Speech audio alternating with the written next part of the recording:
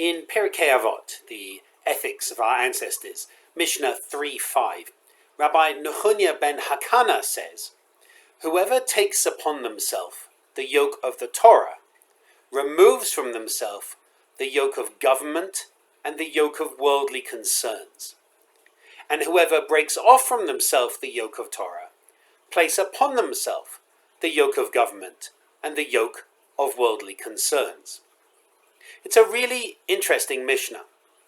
I think it's particularly interesting because of the words Ol Malchut v'Ol Derech Eretz, this yoke of kingship, of government, of secular rulership, and the yoke of Derech Eretz, worldly concerns, the way things are. And it seems like it's saying, hide from the world in Torah. And there are many people who read it this way and respond accordingly.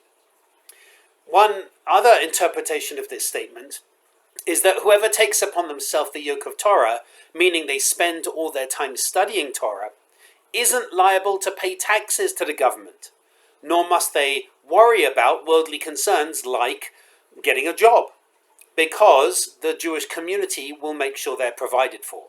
And that's because Torah study is so important for the Jew and the Jewish community in general, that the Jewish community takes care of Torah scholars. And so some people read Rabbi Neil ben Hakana as saying, it's okay if you want to study Torah, the community will take care of you. And that way you don't feel that the burden, the yoke of government or taxes, and the yoke of getting a job and engaging in the rest of society, you don't feel that they weigh down heavily upon you. I find it particularly interesting that Rabbi Neil ben Hakana separates the yoke of government and the yoke of worldly affairs. Because even though that's one translation, or one way, one interpretation, there are, of course, many others. The idea of being involved in Torah, separating ourselves from the world of politics, is not unheard of. And yet, in Reform Judaism, we tend to go the other way. We actually tend to be quite politically active, in the sense that we keep an eye out on the government at the time and we try to help them to be the best that they can be. And there's a separation, perhaps, the yoke of government and the yoke of worldly concerns. The yoke of government is looking upwards toward elected officials, and the yoke of worldly concerns is looking downward at the people. And maybe upward and downward is not an appropriate phraseology, but the idea here may be outward and inward. The idea here is that not all governments are the same as their people. In fact, I think in a democratically elected society, that's always going to be the case. And I guess in tyrannical societies too. That the government is not the same as the people. You can't say America does this or Israel does this. You can only say the Trump administration does this or the Netanyahu administration does this. Because the people are not the same as the government. And maybe Rabbi Neil ben Hakana is pointing this out thousands of years ago. Maybe he's trying to remind us that there are differing realms. There's the realm of Torah, of study of God. There's the realm of politics, and there's the realm of the everyday person. And sometimes the realm of the everyday person is deeply affected by the realm of politics. So, for example, I know that today, being July the 4th, American Independence Day, I know that there are some people who are celebrating and some people who are very challenged today, especially because of yesterday's passing of a bill which will slash Medicaid, which will take millions of people in this country off Medicaid.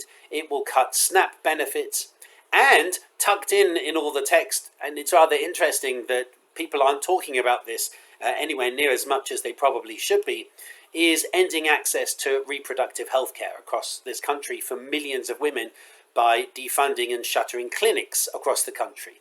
And these clinics are not just for reproductive care, but also for many people for the sole source of cancer screening, of STI testing, and also prenatal care. That's all in this bill that just got passed yesterday. And so that yoke of government is now very much going to affect the rest of the American society. And we have a question to ask, which is, what do we do about that? As Reform Jews, especially in the last 40 or 50 years, Reform Judaism has very much, especially in this country, held itself toward tikkun olam, toward repairing the world. And that has often meant getting involved, dafka specifically, ignoring Rabbi Neil ben Hakana and saying, you can't actually have Torah without government or worldly affairs. Because if you sit in a yeshiva, if you lock yourself away from the rest of the world, then other people suffer. And if you don't stand up for the rights of the vulnerable, then you're not actually improving the world at all. You're just hiding from the world's problems. You're shedding the yoke of government and the yoke of worldly affairs and just taking on the yoke of Torah, which is easy if you shut off the rest of the world. It's much harder when you have to deal with real life matters. And so that's always been a challenge, I think, an important challenge in Reform Judaism, which is to balance the yoke of Torah, the yoke of government, and the yoke of worldly concerns. The yoke of the Jewish community, in particular the study community, the yoke of those who engage in creating laws, and the yoke of the everyday person. And I know you could turn around and say, but you can't split off those who study Torah from the everyday person. I think here what Rabbi Neil ben Hakana is talking about is those who actually don't go out and get a job. Even though there is another mishnah in Pirke Avot that specifically says you should do that. You should combine study of Torah with a trade. And so this American Independence Day, we find ourselves asking an interesting question. How much do we take on the yoke of government and the yoke of worldly concerns as Jews? How much do we do so as a Jewish community? What does it mean for us to be standing up and speaking out against certain things? What does it mean for us to stand for certain things and say, this is because my Judaism says, my understanding of Torah, my understanding of our Jewish tradition is this? And we base that particularly on Isaiah, on the prophet Isaiah from the Haftarah, from the High Holy Days, from Yom Kippur, where God says, I'm tired of your sacrifices. I'm tired of just religious ritual. You need to go out and get involved in the world. You need to be engaged in the world. You need to be protecting the most vulnerable. And Reform Judaism certainly hears that as a call to balance the yoke of Torah, the yoke of government, and the yoke of worldly concerns. For me, I think being a Reform Jew means providing a balance. Means not just engaging in politics and saying, my Judaism says, therefore, but also gathering in prayer, in study, in community, in support, and in celebration. Because if you want to celebrate July the 4th, you can do so. Also tonight, in our service this evening, we also have our birthday blessings, because it's the first Shabbat of the month.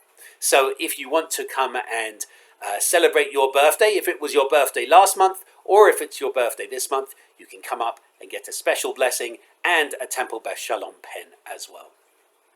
So I hope this week we'll be able to reflect on what it means to balance the yoke of Torah, the yoke of government, and the yoke of worldly affairs. What does it mean for us as Jews? What does it mean for us as a Jewish community? I think we have some really interesting discussions that need to happen. And join us for our service this evening, for our Torah study tomorrow, which is really interesting about, as it always is, it's really interesting. It's about the death of Miriam and how the people respond to the death of Miriam, and not very well, and what is the effect of that, as well as for our Shacharit service tomorrow as well. I do hope that you'll be able to join us over Shabbat, and I hope that you'll be able to engage with us as we explore what it means as a Jewish community to balance the yoke of Torah, the yoke of government, and the yoke of worldly affairs, so that none of them become too burdensome. And I wish you Shabbat Shalom.